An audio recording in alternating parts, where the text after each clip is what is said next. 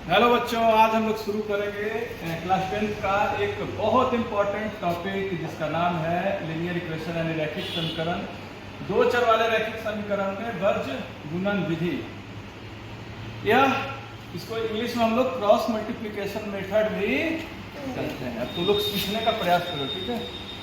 Recording हो रहा, लेकिन इधर ध्यान देना है। सबसे पहले देख लो इस इक्वेशन को बढ़िया से देखो। ये दो क्वेश्चन रहेगा और कहेगा तुमको कि इस इक्वेशन से, इस समीकरण से x और y का मान ज्ञात करना है, ठीक है। अब x और y का मान कैसे ज्ञात करेंगे, तो जल्दी जल्दी हम लोग बनाते हैं। इसको इक्वेशन फर्स्ट हम लोग मान ही रहे हैं, तो इसको थोड़ा सा मॉडलाइज करते हैं। मतलब क्या करेंगे कि इधर वाला जो भी है उसको इधर ले आते हैं, ठीक है। जीरो उधर बराबर की तरफ जीरो कर देते हैं। कैसे? तो हो जाएगा 2x plus y minus 5 equal 0। Minus क्यों हुआ बताओ? क्योंकि इधर प्लस में था, इधर आएगा तो माइनस में हुआ। बिल्कुल बोलते रहना है, तुम्हें कोई बोलना है। इधर हो जाएगा 3x plus y minus 8 equal 0। अब बढ़िया हो गया। अब इसमें हम देखेंगे कि कौन कौन चर राशि यहाँ पर है, कौन कौन चर राशि दिया गया है। चर राशि का मतलब एबीसीडी का अक्षर। तो देखेंगे हम लोग चर राशि, इसमें x है, y है, दो चर राशि है। यहाँ लिख दे रहे हैं, देखो x y और कांस्टेंट।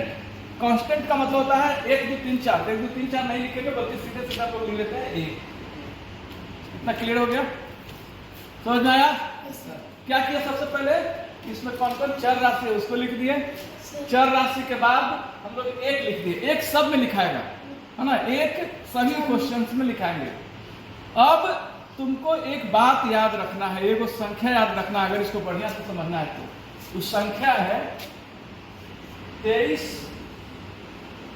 12। 23 12।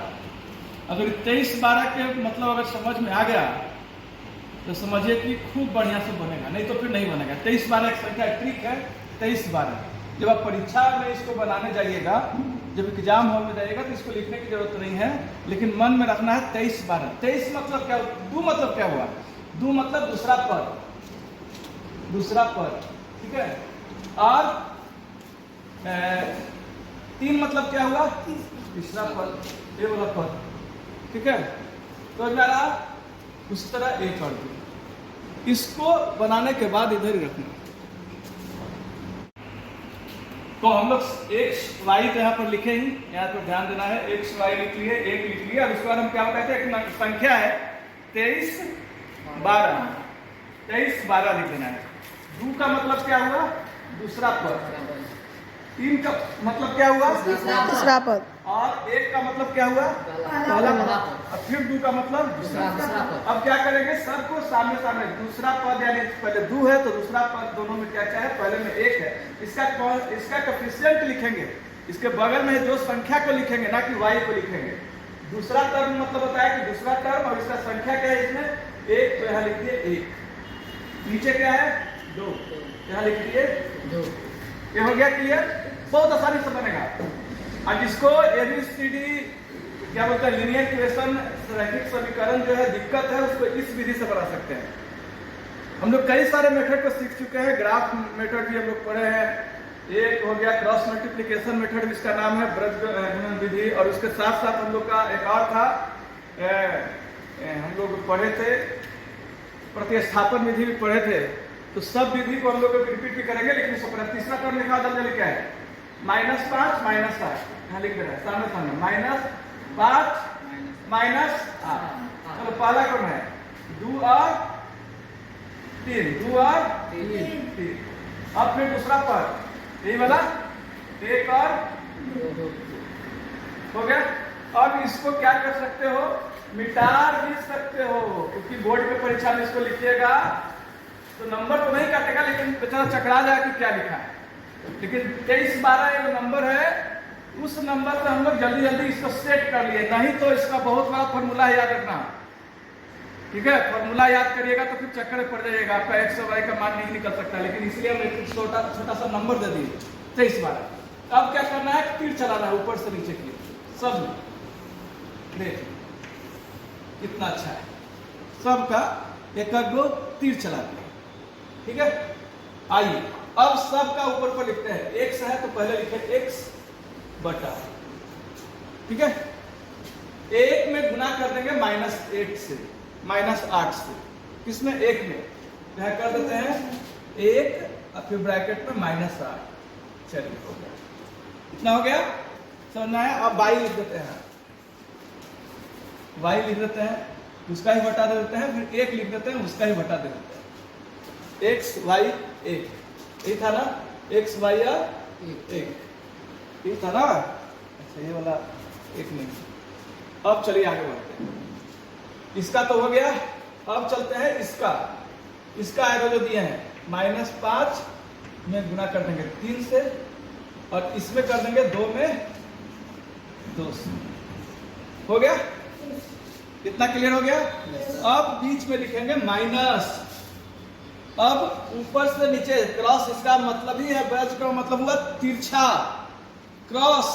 अब इसको से ऐसे कर देंगे सबका, ठीक है, यहां से ऐसे और इससे ऐसे, और सबके बीच में माइनस रहेगा, सारे के बीच में माइनस रहेगा। तो यहां लिख देते हैं 2 -5। यहां पर हो गया कितना, 8 -8 × 2। इधर आ जा, इधर क्या आ जाएगा 3 × 1। चलिए कितना क्लियर है।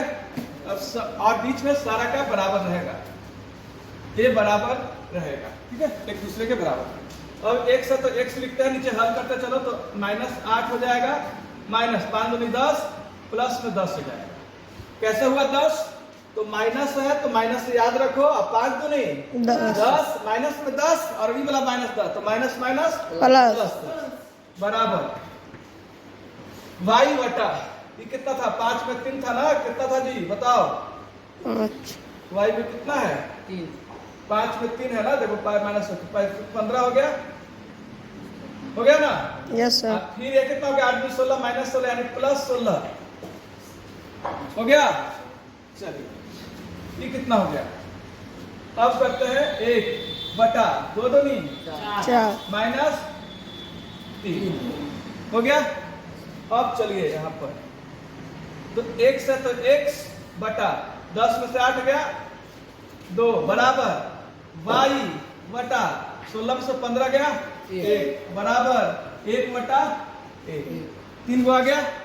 अब हम लोग हर एक को इसके बराबर कर देंगे, लास्ट वाला के x बटा 2 के बराबर, यहाँ पर करते हैं x बटा 2 के बराबर आ गया 1 बटा 1, क्लियर, 1 बटा 1 किसको बराबर कर दिए, इसको बराबर किए किससे, इससे। तो अब यहाँ तिरछा तिरछी गुना करो तो x बराबर क्या हो जाएगा 2, समझ में आता है, इसको गुना किया जाता है, x में 1 से तो x, 2 में 1 से तो 2। उसी तरह y बटा 1 बराबर 1 बटा 1 करते हैं, ठीक है। अब क्या करेंगे, तिरछा तिरछी गुना करेंगे तो क्या हो जाएगा, y बराबर 1, y बराबर 1। ये दो हम लोग का वैल्यू आ गया। अगर तुमको लगता है कि मेरा सही है या गलत, तो ये दोनों मान को यहाँ पर रख कर देखो, इतना आना चाहिए। 2 है तो 2, बीच में गुना, x के ऊपर 2 तो 2 दूनी 4, फिर प्लस है तो प्लस, और y यहाँ 4 लिख देते हैं प्लस, y की जगह पर क्या है 1, तो 4 1 5 आया, सही। अगर नहीं मिल सकते तो इसको भी कर सकते हैं, 3 में x से गुना किया, 2 से गुना किया, 3 दूनी 6, और 2 में 1 से किया तो 2, तो 6 और 2 कितना हुआ 8। तो ये था आपका ब्रज गुणन विधि या बज गुणन विधि, आपका cross multiplication method linear equation in two variable, यानी कि 2 चर वाले रैखिक समीकरण का ये सबसे इंपॉर्टेंट पार्ट था। इन्हीं सब वीडियो के लिए हमसे जुड़े रहें और बने रहे हमारे साथ, देखते रहिए। खुदा हाफिज, जय हिंद, जय भारत।